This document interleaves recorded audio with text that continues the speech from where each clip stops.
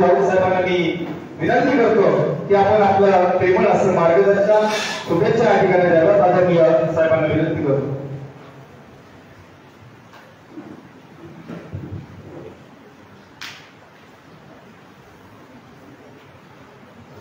मराठी पत्रकार संघाच्या वतीने आयोजित गुरुवंत विद्यार्थी कार्य करणाऱ्या अंगणवाडी सेवकांचा सन्मान सोहळा. आता सगळं बोलून झाले आणि सगळं ऐकून पण झाले. फक्त आता पाऊस बाहेर पडत असल्यामुळे सुद्धा नाही लागत. मला खालून दोन मेसेज करायला लय वेळ झालाय. आमच्याकडे त्यासाठी कार्यक्रम संपल्याशिवाय कुणालाही जात नाही. तर या सन्मान सोहळ्याचं हे 3रं वर्ष आहे. पहिल्या वर्षी 3 वर्ष मी त्या सोहळ्याला उपस्थित आहे. याबद्दल सांगायची एक महत्वाची गोष्ट किंवा जी युनिकनेस त्या कार्यक्रमात आहे, त्या कार्यक्रम असलेलीच युनिकनेस आहे. तुम्ही 10वीत पहिला नंबर आला, 12वीत पहिला नंबर आला, तालुका पातळीवर तुमचा सन्मान करणारी ही एकमेव संस्था आहे. दरवर्षी फक्त बहुजन मराठी पत्रकार संघाच्या माध्यमातूनच हा सन्मान केला जातो. बाकी कुणीही अशा पद्धतीचा प्रयोग करत नाहीये किंवा कुणीही ही गोष्ट केलेली नाही. आणि ह्यापेक्षा महत्वाची गोष्ट म्हणजे हे सलग 3 वर्ष झालं चालू आहे आणि सलग 3 वर्ष चालू राहिल्यामुळे आता हे म्हणायला वाव आहे की आताही पण पडत नाही. तेव्हा आता रिझल्ट लागला की पुढे लोक मनाने विचारणार आहे त्यांना की तुमचा कार्यक्रम कधी आहे. तुमच्या मनात असलं तरी तुम्ही बंद करू शकता. तर आता अंगणवाडी सेविका आहेत, 10वी 12वीच्या मुली आहेत. माणसाच्या मेंदूचा विकास हा व्यक्ती जन्माला आल्यापासून ते 5 वर्षाचा होईपर्यंत 90% विकास मेंदूचा हा पहिल्या 5 वर्षाचा. त्यावेळेस काय आपण पोराकडे लक्ष देत नाही. आपण डायरेक्ट 10वीचे मार्क विचारतो. त्यावेळेस ते झालेलं असते 16 वर्षात. मग मग जाऊ दे, आमच्या पोराला काय एवढं काय त्या डोक्यात शिरत नाही, तेवढं काय हुशारच नाही. बापाने म्हणायचं आईवर गेला आणि म्हणायचं बापावर गेला. पण बुद्धिमत्ता ही अनुवांशिक कधीच नसते. बुद्धिमत्ता ही त्या व्यक्तीने स्वतः कमावलेली असते. ज्या गुणसूत्राच्या जोड्या असतात त्यातून तुमची चेहरेपट्टी, तुम्हाला जे काही फिजिकल जे स्ट्रक्चर आहे तुमचं, ते सगळं अनुवांशिकरित्या येत असत. मात्र तुमचा स्वभाव, त्यासाठी तुम्ही घेतलेले कष्ट, बुद्धिमत्ता, त्या गोष्टी हा माणूस स्वतः कमवत असतो. जर बुद्धिमत्ता अनुवांशिक असली असती तर महापुरुषांच्या मुलांचा पराभव झाला नसता. बुद्धिमत्ता अनुवांशिक असली असती तर जी माणसं बघा तुम्ही, खूप मोठा माणूस आहे, खूप मोठा डॉक्टर आहे, इंजिनियर आहे, प्रचंड हुशार आहे, मुलं काहीच करत नाही. बघतो ना आपण उदाहरण. मग अनुवांशिक कसं म्हणायचं? गुणवत्ता, बुद्धिमत्ता अर्न करण्यासाठी त्या माणसाने कोणत्या पद्धतीचे प्रयत्न केले, त्याच्या मेंदूला त्यांनी कशा पद्धतीने ताण दिला, त्याच्या मेंदूचा विकास करायसाठी त्यांनी किती कष्ट घेतले, ह्याच्यावरती तो विकास करत असतो. आणि तो पहिल्या 5 वर्षात 90% होत असतो. 90% विकास होत असताना पहिल्या 5 वर्षामध्ये सगळ्यात महत्वाचं असतं ते पोषण. म्हणून बघा, अंगणवाडीचा सगळा फोकस खाण्यापिण्यावर असतो. आपल्याकडे मुलींची लग्न लवकर होतात, लवकर लग्न होतात, लवकर मुलं होतात. लवकर मूल झाल्यामुळे, कमी वयात मूल झाल्यामुळे ते जन्मतानाच त्याच्या कमकुवतपणे जन्माला आलेला असतो. त्या मुलाला कुपोषित म्हणायला हरकत नाही. त्यानंतर पण त्याच्याकडे काही तेवढ्या चांगल्या पद्धतीने लक्ष दिलं जात नाही. 5 वर्षापर्यंत त्याची हेळसांड होते, त्याच्या मेंदूचा पर्यायी विकास होत नाही. आणि मेंदूचा विकास न झाल्यामुळे परत तो शाळेत हुशार होत नाही. ते शाळेत हुशार नसल्यामुळे परत मग त्याला चांगली मार्क नाही पडत, त्याला नोकरी लागत नाही किंवा त्याला काय पुढच्या आयुष्यात मिळायला लागत नाही. मागच्या पिढीसारखं पुढच्या पिढीत त्याचं तेच होतं. परत तेच अशा 5-5, 10-10 पिढ्या एकाच पद्धतीने उतारायला लागलेल्या आपण होतो. त्याचं कारण दोनच आहेत सध्या, लवकर लग्न आणि पहिल्या 5 वर्षात त्याच्या खाण्यापिण्याकडे लक्ष देणं. आणि ही 2 कामं अंगणवाडी सेविका करतात म्हणून त्यांचा असर माहिती आहे.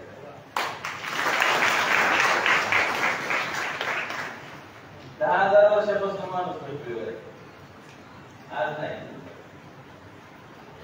माणूस माकडापासून तयार झाला, हे सर्व मान्य आहे. कारण माकड आणि माणूस बऱ्यापैकी सारखे दिसतात. कुठलाही प्राणी घ्या, एखाद्या प्राण्याला जेवढे अवयव आहेत तेवढे सगळे अवयव माणसाला आहेत, बरोबर. कुठलाही प्राणी ज्या पद्धतीच्या रासायनिक क्रिया त्याच्या होतात, ज्या पद्धतीच्या प्रक्रिया तो दिवसभर करत असतो, त्या सगळ्या प्रक्रिया माणसं करतात. कान, हात, डोळे, डोकं माणसाला बी आहे, प्राण्याला बी आहे. माणूस बी जेवतोय, प्राणी बी जेवण करतोय, त्याची बी वाढ होतीये, ह्याची बी वाढ होतीये. मग माणसाने एवढी प्रगती कसं काय केली? अशी कोणती गोष्ट वेगळी आहे माणसात की प्राण्यांपेक्षा माणूस वेगळा ठरला आणि माणसाने स्वतःचा इतक्या मोठ्या प्रमाणात विकास केला?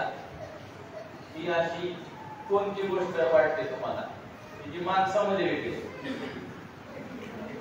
मुद्दाम हळूच बोलतोय सगळं, कारण जास्त बोलण्यापेक्षा थोडा हळूच बोललेलं चांगलं आहे. आणि एकच गोष्ट फरक आहे माणसाचं प्राण्यात. तुम्ही तर इमॅजिन करू शकता,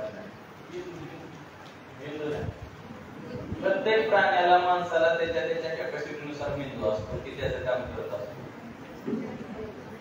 माणूस हा बोलणं पण नाही, कारण ते एकमेकाला बोलते, तुम्हाला काय माहिती, त्यांची भाषा आहे. मी बोलले तुम्हाला कळते, तसं गाईला कळत असेल, कुत्र्याला कळत असेल, माणसाला माणूस हा एकमेव प्राणी जगात असा आहे की ज्याचा अंगठा बोटापासून वेगळा लवकर झाला.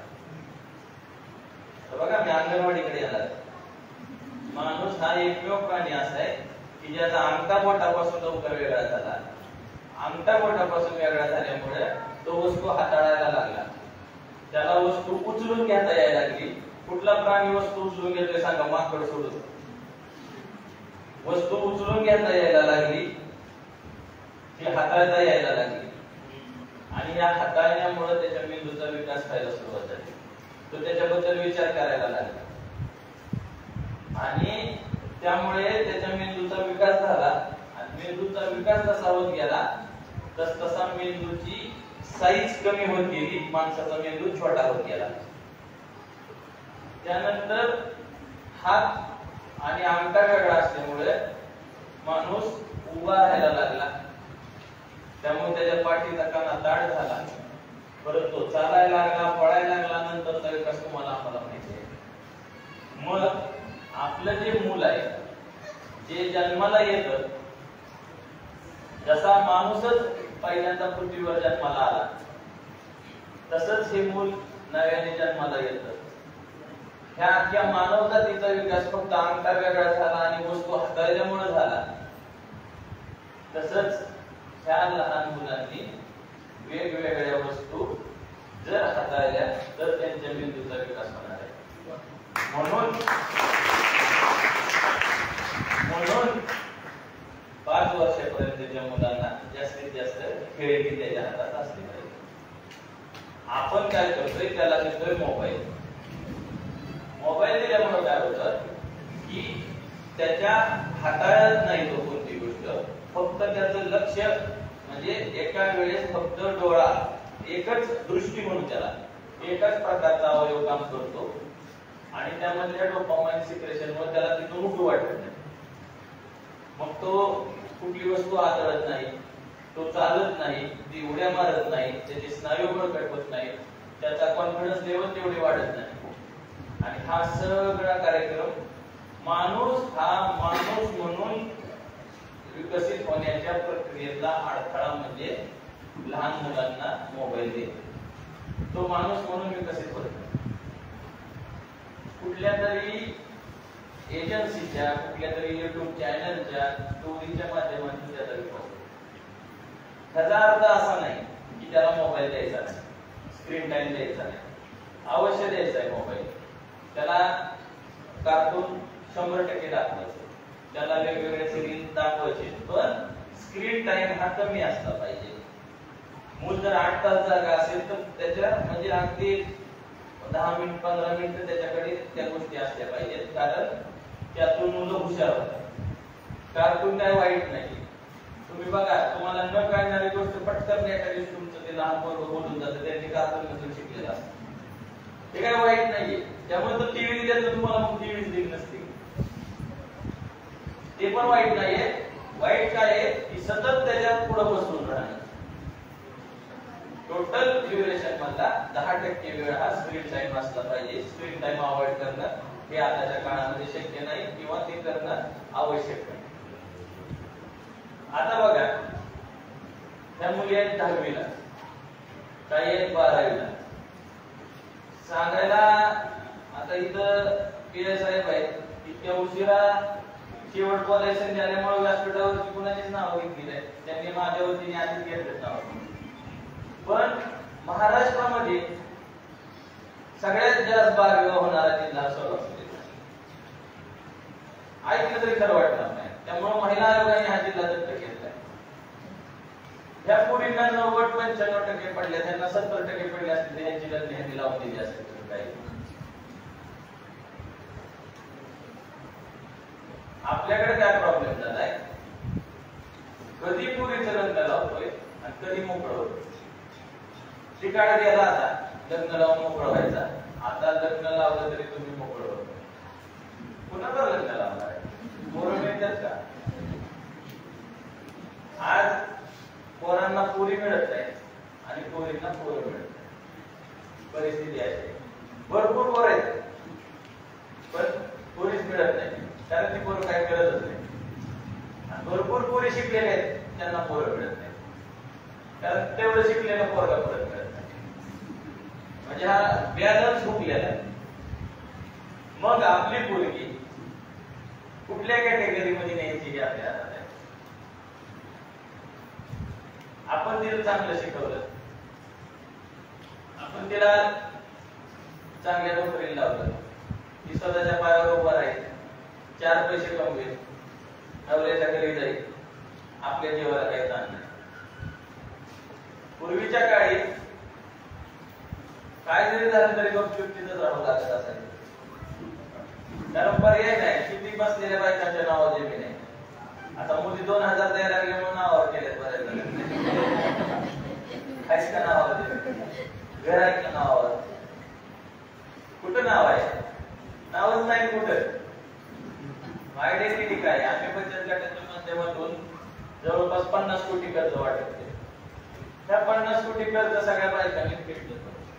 त्या बचत गटाच्या मीटिंग मध्ये मला आठवतंय 6 महिन्याखाली केडगावला आम्ही एक कार्यक्रम घेतला होता.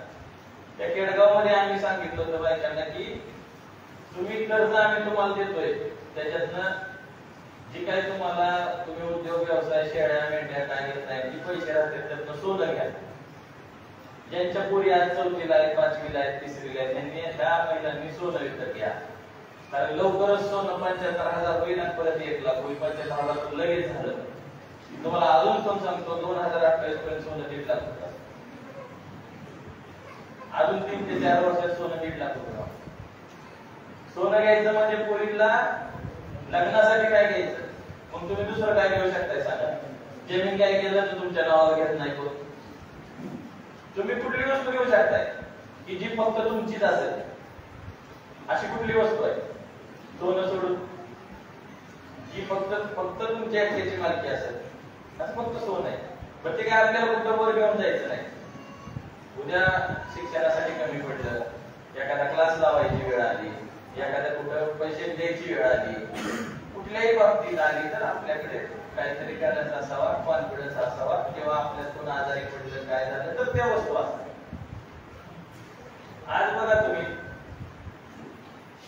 आता ह्या मुलींसाठी थोडं सांगतो की करिअर कशाला म्हणायचं त्यांनी मगाशी गणेश भाऊंनी सांगितलं. गणेश भाऊंची संस्था मागच्या 10 वर्षापासून करमाळ्यात काम करते. करमाळ्यासारख्या ठिकाणी एनजीओ काम करते हेच विशेष आहे. आणि 10 वर्षापासून करते ही त्यापेक्षा विशेष आहे. कारण सोलापूर शहरात सुद्धा एनजीओ काम करत नाही. इतका जिल्हा आपला इतक्या मागच्या टप्प्यात आहे. एनजीओ कुठं काम करतात? पुण्यात, मुंबई, दिल्लीमध्ये, नागपूरमध्ये अशा ठिकाणी काम करतात. झोपडपट्टीत काम करतील पण ग्रामीण भागात ते कधी करतात नाही. ही एनजीओची काम करायची पद्धत आहे. 10 वर्षापासून ते काम करतायत. आज त्यांच्या संस्थेचं ऑफिस त्यांनी मगाशी मला सांगितलं की टेक्सास म्हणजे अमेरिकेमध्ये संस्थेचं ऑफिस त्यांच्या सुरू झालं. मग त्यांना अमेरिकेला जाऊन राहायला नको वाटतंय. 2.5 एकराचं ऑफिस बांधलेलं आहे. किती लॅविश लाईफ तिथं जगता येईल. मस्त राहायचं अमेरिकेत, संस्था बघायची. त्या तिथले पण अध्यक्ष त्यांनी जायचे. ते राहतात कुठं? करमाळ्यात. बरोबर काय राहत असतील? आता इथं थोडं कोणाला नोकरी लागली तर माणूस गावात राहत नाही, करमाळ्यात राहिले. करमाळ्यात नोकरी लागली की सोलापूरला, बारामतीला, पुण्याला राहायला जाऊन राहते ते गावात. त्यांनी करमाळ्यात इतकी मोठी संधी असताना कुठेतरी तालुक्याबद्दल, जन्मभूमीबद्दल त्यांना आत्मीयता वाटते आणि त्यासाठी काम करायचंय म्हणून ते राहते. त्यांना काय कुठतरी संस्था चालवायचीच होती तर त्यांनी स्वतःचं गाव निवडलं. बरं एवढं आता त्यांनी इंटरनॅशनल मायक्रोबायोलॉजीचं सेंटर सुरू केलं. मायक्रोबायोलॉजी हा कन्सेप्ट आपल्या करमाळ्यात नाही, सोलापूर जिल्ह्यात नाही. त्याच्यावरती ते काम करतायत. एवढं उच्च शिक्षित माणूस तालुक्यामध्ये नाहीच आहे. पण ते काय होतंय की आपल्याला त्याची किंमत कळत नाही. आपल्याला आपल्या सोबत रोज उठण्या बसण्यात माणूस आहे त्यामुळे आपल्याला ती माणसाची उंची काय ही आपल्याला माहितीच होत नाही. मग आपण हीच गोष्ट आपल्याला जर कोणी सांगितलं असतं पुण्यात एक एनजीओ आहे ते तुम्हाला शैक्षणिक ह्याच्यासाठी मदत करते, इथनं गाडी करून जाणार, ऑफिसच्या बाहेर वाढत बघत बसणार, त्यांनी आज बोलवले जाणार. बरोबर. आणि इथं कसं आहे कधी पण जावा, हायच निवांत, लगेच मदत आहे. तर अशी संस्था, असा माणूस ह्या तालुक्यामध्ये मागच्या 10 वर्षापासून काम करतोय आणि इथून पुढे करत राहणार आहे. तर हे ह्या तालुक्याचं भाग्य आहे.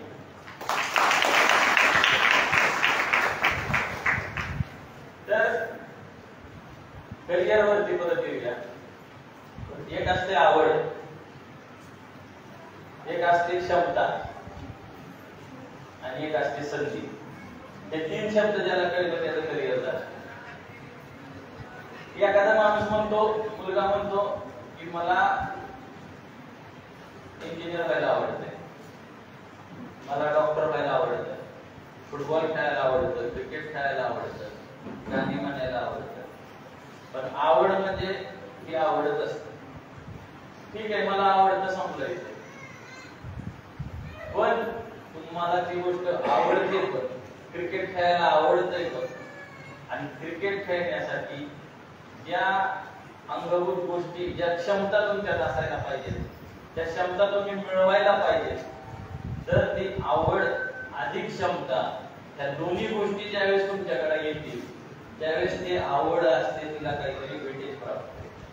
पण समजा तुम्हाला फुटबॉल खेळायला खूप आवडते, फुटबॉल खेळायसाठी 90 मिनिटं जी काही तिथं ग्राउंडवर पळावं लागतं, ज्या क्षमता मिळवाव्या लागतात, त्या क्षमता पण तुम्ही आणखी कधी केल्या, चांगला व्यायाम केला, चांगलं फुटबॉल खेळताय तुम्ही. पण भारतामध्ये फुटबॉलचे मॅचेस होते, मग काय करायचं? आवड मिळवली, क्षमता पण मिळवल्या, पण संधी नाही. मग तो होतो तुमचा छंद.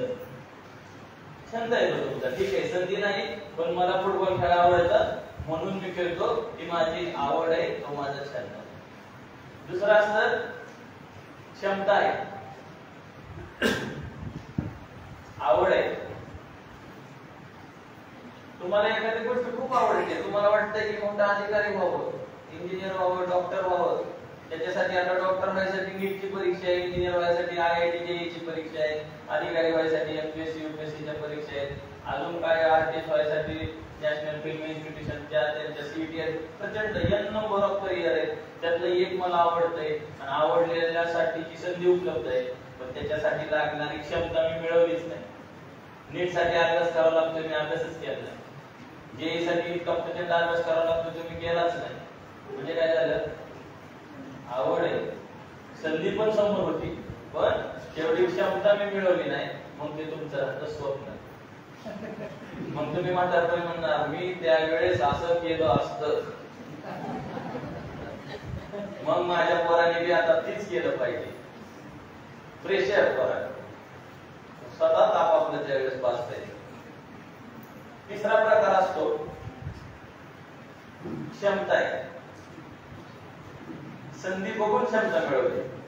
कळते आता की आता जर इंजिनिअरिंग केलं तर 4 वर्षांनी भरपूर त्याला स्कोप येणार आहे, कॉम्प्युटरचे दिवस चांगले येणार आहेत. कोणतरी सांगितलं मग काय कॉम्प्युटर इंजिनियर व्हायसाठी काय करावं लागते, CET द्यायला लागते.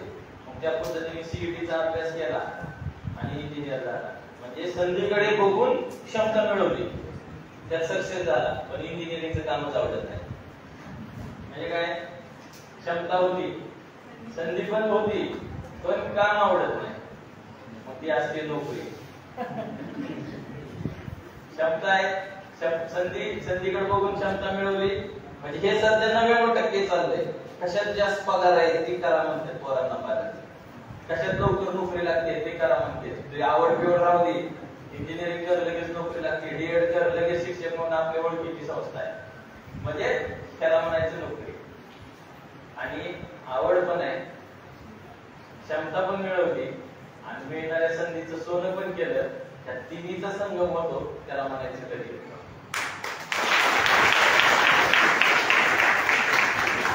आणि या जगामध्ये 0.01% लोक करिअर करतात, 99.99% लोक नोकरी करतात.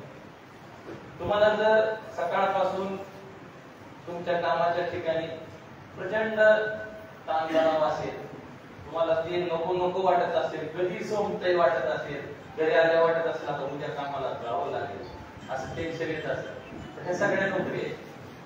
तुम्ही एखाद्या स्वतः मूर्ती बनवताय समजा, तर ती कधी पूर्ण झाली आणि सकाळची कधी संध्याकाळ झाली तुमच्या लक्षात पण आलं नाही, ते करिअर आहे. तुम्ही एखाद्या डोंगरावर चढायला गेले, ट्रेकिंगला गेले, कळसुबाईला गेले, माउंट एव्हरेस्टला गेले, माघारी आले, प्रचंड अंग दुखते, पाय दुखते, पण बरं वाटते, ते करिअर आहे. इथे ऑफिसने सोलापूरला पाठवलं तर BP वाढतोय, नोकरी आहे. जिथं BP आहे, जिथं शुगर आहे, ते सगळीकडे नोकरी. जिथं स्ट्रेस आहे तिथं नोकरी आहे, जिथं आनंद आहे तिथं करिअर आहे. एकदम सरळ आहे. मग ह्या भारतातली 99% लोक नोकरी करत असल्यामुळे ह्या भारताला सध्या जगातलं डायबिटीस कॅपिटल मानलं जातं, कारण नोकरी करणाऱ्याला डायबिटीस होतो. म्हणते की आपल्याकडे माणसं आहे नोकरीला कसं एवढा आजार होते, कारण ती नोकरी करते, ते पैशाकडे बघून नोकरी करते, त्याच्या डोक्यात 100 ठिकाणी चालतात. त्यामुळे मुलींना की अजून बोर इथं दिसत आहेत, तर एवढं लक्षात ठेवा की करिअर करायचे. नागराज मंजुळेंनी करिअर केले, तुम्ही मानते तुम्हाला त्या जगामधले जी असे पर्सनॅलिटी वाटतात किंवा ते काय माणसं आहे त्या सगळ्यांनी करिअर केलं. आणि तुम्हाला जिथं वाटतं की काय पैसा कमावलाय ते सगळ्यांना एवढं लक्षात ठेवा की ह्या दोन्ही मधला फरक फक्त 0.01% लोकांनाच कळतोय. हे झालं कळणं, त्यानंतर कळतोय पण म्हणत नाही जे आणि वेगळी कॅटेगरी, मग सगळं कळतंय काय करायचं. आणि नोकरीच्या ह्याच्यामध्ये तुम्हाला पद्धतशीर अडकवलं जातं. आता तुमची 10वी झाली, तुम्हाला म्हणणार 11वी 12वी सायन्स केलं, 11वी 12वी तुम्हाला अर्ध्या लोकांना म्हणणार नीट, काही लोकांना म्हणणार JEE जेई झालं, सीईटी झालं, इंजिनिअरिंग केलं, इंजिनिअरिंग झालं की म्हणणार प्लेसमेंट झाली पाहिजे. प्लेसमेंट झाली की तुम्ही जॉबला लागणार, जॉबला लागला पहिला पगार, दुसरा पगार, तिसरा पगार झाला की घरचे म्हणणार गाडी घेतली पाहिजे. मग तुम्ही गाडी घेणार, तुमचा कार लोनचा हप्ता सुरू होणार, म्हणून पुण्यात फ्लॅट घेतला पाहिजे, तुम्ही पुण्यात फ्लॅट घेणार, तुमचा होम लोनचा हप्ता सुरू होणार. आणि एकदा ईएमआय सुरू झाले की ईएमआय हे माणसाचं व्यक्ती स्वातंत्र्य फिरवून घेत. एवढं मग तिथून पुढे तुम्ही ते सगळं निस्तरायसाठी काम करता. 10 वर्ष 15 वर्ष तुम्ही त्या नोकरी केल्यानंतर तुम्हाला कळतं की आपण काहीच केलेलं नाही. आपण एवढं 10वीला टॉपर होतो, 12वीला टॉपर होतो, प्रचंड हुशार होतो. आज 15-20 वर्षानंतर आपण काहीच केलेलं नाही. दमलाय तर लय, पण केलं तर काय. लेजंड आहे सगळे, लेजंड बघितलं सगळ्यांनी, एक पाय पुढं एक पाय मागं, एक पाय पुढं एक पाय मागं. ह्या भारतातल्या मध्यम वर्गाची परिस्थिती ह्या लेज मधल्या गड्यासारखी. घाम निघोस तर दमतय, तो गडी जागेवर खेळतोय.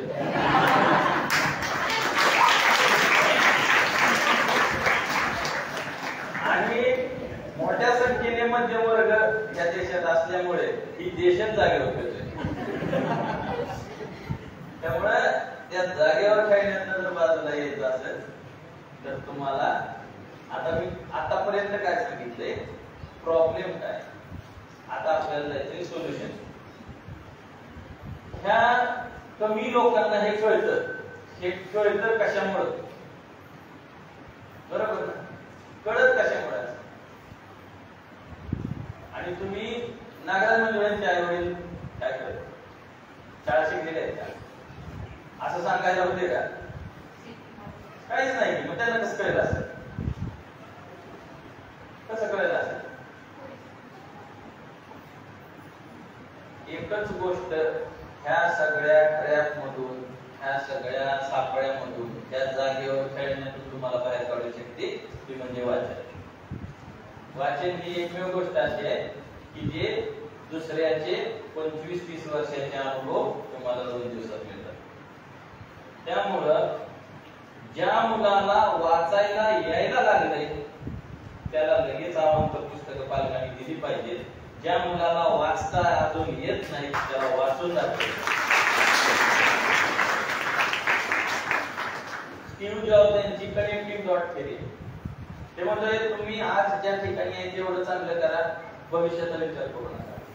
त्या माणसाला कॉलेजमध्ये काढून टाकल्यानंतर त्यांनी कॅलिग्राफीचा कोर्स केला. कॅलिग्राफी म्हणजे चांगली वळणदार अक्षर काढणे. कॅलिग्राफीचा कोर्स केला 2 वर्ष, काहीच नाही. आता हाकलून दिले तर हे कोर्स करू.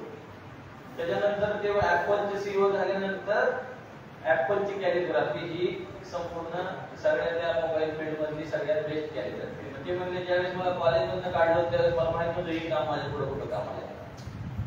त्यामुळे कुठला पाथ नाही, कुठली डिरेक्शन नाही, फक्त एकच आहे की रांगोळी काढतात तुम्ही सगळी, आधी टिपके देतात नंतर जोडतात.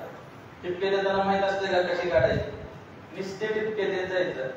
आयुष्याचा एक टप्पा असा येतो तुम्हाला महाग वळायला भाग पडतो, सगळी रांगोळी तयार होते. आपण पुढे गेल्यानंतर टिपकं पुसलेला पाहिजे, त्याचे एवढे दमदार टिपके तिथं झाले पाहिजे.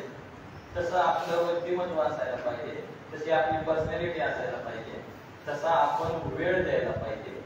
त्यामुळे एक लक्षात ठेवायचंय की तुम्हाला कुणीही वाचवू शकत नाही, तुम्हाला फक्त तुम्ही वाचलेली पुस्तकच वाचू शकतो. कसं मिळेल कसलं पुस्तक वाचायचं, मिळेल तितकं वाचायचं आणि त्याचा उपयोग होऊ नाही होऊ सतत वाचत राहायचं. त्याचा परिणाम 100% होणार म्हणजे होणार. मला शाळेत हायस्कूलला 9वीला असताना नागीत आणि मी 4 महिने घरी होतो. आम्ही 9वीला असताना काळामध्ये कुणाच्या घरी टीव्ही नसायची. टीव्ही बघायला जायचं म्हणलं तर आधी 2 दिवस कुणाच तरी बाहेर पडलेले याच्यात टीव्ही बघून द्यायची. तेव्हा तो विषय नाही, मोबाईलचा तर संपला विषय, त्यावेळेस नव्हतेच. मग दिवसभर बसून काय करायचं 4 महिने घरी, तर तिथं आमच्या वाड्यामध्ये एक वाचनालय होतं, त्याची चावी तिथंच अडकवलेली असेल. मग बसून तर दिवसभर मी वाचत बसायचो 9वी मध्ये. ते कपाटच वाचून झालं माझं. आज त्याला 20 वर्ष झाली. आज पण मागं वळून बघितलं पूर्ण ह्याचा टर्निंग पॉइंट ते 4च महिने दिसतात, कारण ते 4 महिन्यात केलेलं वाचन.